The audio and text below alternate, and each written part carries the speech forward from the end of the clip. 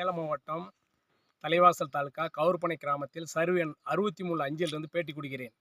என் அருகில் வேப்பந்தட்டை தாலுகா பெரம்பலூர் மாவட்டம் வெண்பாவூர் ஃபாரஸ்டிலிருந்து என் காட்டுக்கு மானும் காட்டுப்பன்றியும் அட்டகாசம் செய்துள்ளது.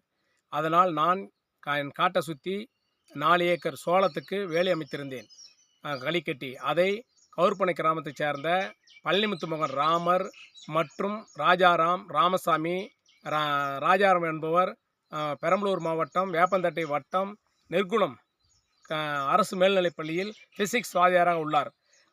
இவர்களெல்லாம் சேர்ந்து ஒரு 15க்கு மேற்பட்டோர் சேர்ந்து என் களியை அவிழ்த்து விட்டார்கள். என் 4 ஏக்கர் பயிரும் நாசம் செய்து விட்டது.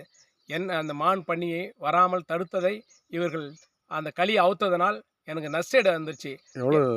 எனக்கு ஒரு 2 லட்ச ரூபாய்க்கு மேலே நஷ்டம் ஆயிடுச்சு. அதனால் அரசு விவசாயம் போட்டிருந்தீங்க. ஆமாம், 4 ஏக்கர் நிலம் 63 4 ஏக்கர் நிலம் நான் சோளம் போட்டிருந்தேன். என்ன முது சோளம்?